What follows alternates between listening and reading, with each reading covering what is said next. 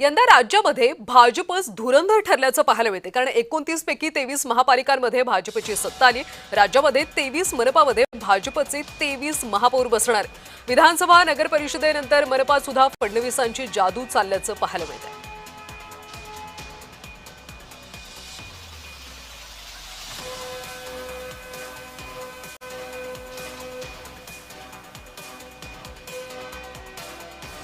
अशा पद्धतीने देवेंद्र फडणवीस धुरंधर ठरल्याचं पाहायला मिळतंय, कारण 23 महापालिकांमध्ये आता भाजपचा महापौर बसणार आहे। ज्या पद्धतीने देवेंद्र फडणवीस यांनी प्रचार केला होता, प्रचार सभा गाजवल्या होत्या आणि या सगळ्याचा परिपाक कालच्या निकालामध्ये पाहायला मिळतोय, कारण अनेक ठिकाणी भाजप हाच मोठा भाऊ ठरला।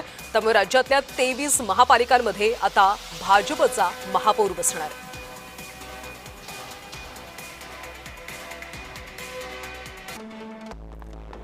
तर मुंबईमध्ये भाजपचा महापौर असेल, पुण्यामध्ये पिंपरी चिंचवड आणि नाशिकमध्ये सुद्धा भाजपचाच महापौर बसणार।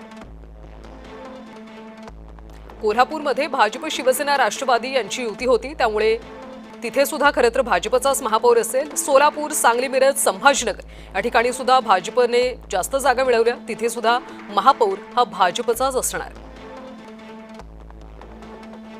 नागपूरमध्ये सुद्धा भाजपचा महापौर असेल। चंद्रपूरमध्ये काँग्रेसने जास्त जागा जिंकल्या, त्यामुळे तिथे काँग्रेसचा महापौर असेल। अमरावतीमध्ये भाजप शिवसेना राष्ट्रवादीची युती होती, त्यामुळे तिथे कोणाला महापौर पद मिळेल हे पाहावं लागेल। तर अकोल्यात सुद्धा भाजपचाच महापौर विराजमान होणार। भिवंडीमध्ये काँग्रेसचा महापौर असेल। मीरा भाईंदरमध्ये भाजपचा महापौर, तर वसई विरारमध्ये बहुजन विकास आघाडीचा महापौर बसणार आहे। पनवेलमध्ये सुद्धा भाजपने जास्त जागा जिंकल्या, त्यामुळे महापौर पदावर भाजपचाच उमेदवार असणार आहे। तर पुढे सुद्धा इचलकरंजी, अहिल्यानगर, जळगाव, धुळे या सगळ्या महापालिकांमध्ये भाजपचाच महापौर असेल। अकोल्यामध्ये, जालना आणि नांदेड या सगळ्यामध्ये भाजपचाच महापौर असणार आहे। ठाण्यामध्ये भाजप आणि शिवसेनेची युती होती। नवी मुंबईमध्ये भाजपचा महापौर असणार आहे। कल्याण डोंबिवलीमध्ये भाजप शिवसेना एकत्र लढली होती, त्यामुळे त्यांचा महापौर असेल।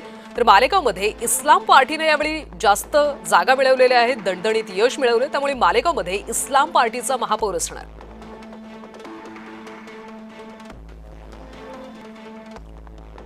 पुढे जर आपण पाहिलं तर लातूरमध्ये काँग्रेसला यावेळी चांगले यश मिळाले, काँग्रेसचा महापौर असेल।